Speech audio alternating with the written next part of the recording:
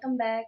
ఇవాళ మీ ముందుకి నేను పచ్చి కూరగాయ ముక్కలతో వచ్చాను. ఎప్పుడు వండింది ఎమ్మిగా తింట కనిపించదని ఇవాళ అయితే రెసిపీ చేద్దామని చెప్పి ముందుగా ఈ విధంగా అయితే ప్రిపరేషన్లో చేసుకుని వచ్చాను. నేను ఇవాళ ఏం చేయబోతున్నానంటే, ముందుగా ఇది ఎండు చేప అండి, పండు కప్ప ముక్క అనమాట. ఎండిపోయిన పండు కప్ప ముక్క.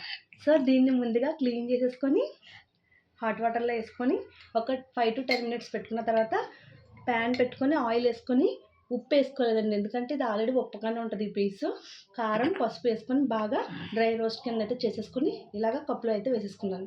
ఇప్పుడు ఇవన్నీ ఈ పీసెస్ అయితే వేసుకొని ఈ వెజ్ కర్రీస్తో కుక్ చేద్దాం అనుకుంటున్నాను. సో వంకాయ, టమాటో, పచ్చిమిర్చి, ఆనియన్, ములక్కాడ ఇవన్నీ కలిపి ఈ పీసెస్ వేసి ఇప్పుడు గ్రేవీ కర్రీ కింద అయితే చేయబోతున్నాను. చూసేద్దాం వచ్చేయండి. ప్రాసెస్లోకి వెళ్ళే ముందుగా స్టవ్ అయితే వెలిగించుకొని ప్యాన్ అయితే పెట్టేసుకోండి. టేస్ట్కి తగ్గట్టుగా ఆయిల్ అయితే వేసేసుకోవాలన్నమాట. ముందుగా ఆయిల్ కొంచెం హీట్ అయిన తర్వాత ఏవైతే పచ్చిమిర్చి చీల్చి పెట్టుకున్నామో వాటిని అయితే వేసేసుకోవాలి.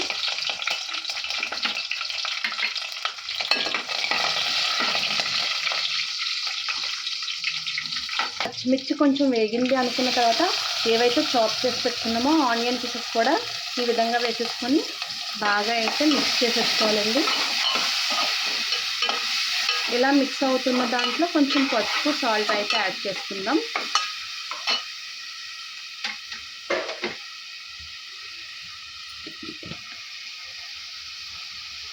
సో కొంచెం పసుపు, సాల్ట్ ఎందుకు యాడ్ చేస్తున్నానంటే ఉల్లిపాయ ముక్క తొందరగా మగ్గుద్దని చెప్పి ఉల్లిపాయ వేగేటప్పుడే కొంచెం సాల్ట్ అయితే వేసుకోవాలండి. ఎందుకంటే మనం ఆల్రెడీ ఆ పీసెస్లో సాల్ట్ ఉంటుందని చెప్పుకున్నాం కాబట్టి కొంచెం మాత్రమే వేసుకుంటే ఉల్లిపాయ తొందరగా మగ్గిపోతుంది అనమాట, నీరులాగా వచ్చి. సో మనం ఎన్వి పీసెస్ యాడ్ చేసుకుంటున్నాం కాబట్టి కొంచెం అల్లం వెల్లుల్లి పేస్ట్ కూడా వేసుకున్నట్టయితే కొంచెం టేస్ట్ అనేది ఇంక్రీజ్ అవుతుంది అనమాట. సో ఆల్మోస్ట్ ఆనియన్స్ అయితే మనకి ఈ విధంగా కుక్ అయిపోయినాయండి. అల్లం పేస్ట్ వేసుకున్నాం కాబట్టి ఒకసారి అటు ఇటు కలిపేసుకొని మనం ఏవైతే వెజ్జెస్ రెడీ చేసి పెట్టుకున్నామో ముందుగా వంకాయలను అయితే వేసేసుకుందాం. ముందుగా ములక్కాయలను అయితే వేసేస్తున్నానండి. తర్వాత వంకాయ పీసెస్ కూడా వేసేస్తున్నాను. ఈ రెండు కొంచెం కుక్ అయిన తర్వాత అప్పుడు టమాటోస్ వేద్దాం.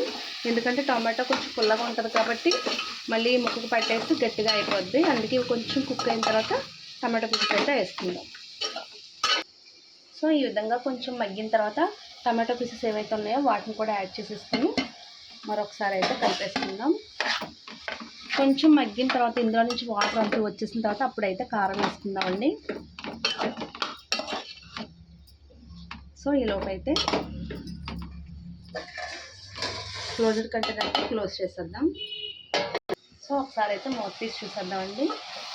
వావ్, మన వెజ్జెస్ ఆల్మోస్ట్ కుక్ అయిపోయినాయండి. ఇప్పుడు ఇందులోకి మనం ఏదైతే నాన్ వెజ్ పండుగ ముక్క ఉందో దీన్ని అయితే యాడ్ చేసేసుకుందాం. అప్పుడప్పుడు ఇలాంటి సీ ఫుడ్ తింటూ ఉండాలండి. వెజ్జెస్తో కలుపుకొని తిన్నట్టయితే మనకి బాగుంటుందన్నమాట. బీపీ అలా ఉన్న వాళ్ళు కొంచెం తగ్గించుకొని తిని, లేని వాళ్ళు తింటే ఇది బలమైన ఆహారమేనండి. పిల్లలకు కూడా అలవాటు చేసినట్టయితే బాగుంటుందన్నమాట. ఒక పీస్ వేసుకున్న చాలు, కర్రీ అంతా ఫ్లేవర్ పట్టేస్తుంది. ఆ కర్రీతోటి రైస్ అంతా తినేయచ్చు. ఇలా ఒకసారి మిక్స్ చేసేసుకున్న దాంట్లో కారం అయితే వేసేసుకోవాలి.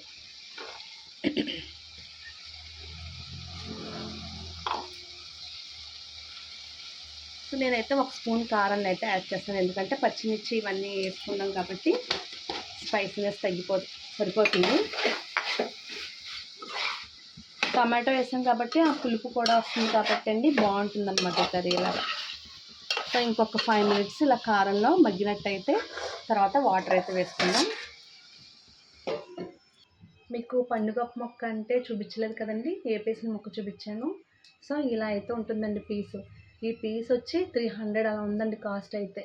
సో దీని కాస్ట్ బట్టి మీకు తెలిసిపోయి ఉంటుంది ఇది ఎంత మంచి ఫుడ్డో. అప్పుడప్పుడు మనం ఇలాగ వెజ్జెస్లో కలిపి మిక్స్ చేసుకొని తినాలి. లేదంటే సాంబారు అలా పెట్టేసుకొని దీన్ని జస్ట్ అల్లం వెల్లి కారం పసుపు వేసి నూనెలో ఫ్రై చేసేసుకొని జస్ట్ అలా పప్పుచారులో నంచుకున్నా కూడా చాలా టేస్టీగా ఉంటుందండి. పప్పు గోంగూర, పప్పు మామిడికాయ, సాంబారు ఇలా కాంబినేషన్లో తీసుకుంటే బాగుంటుందన్నమాట. సో ఈ రకంగా అయితే ఉంటుంది.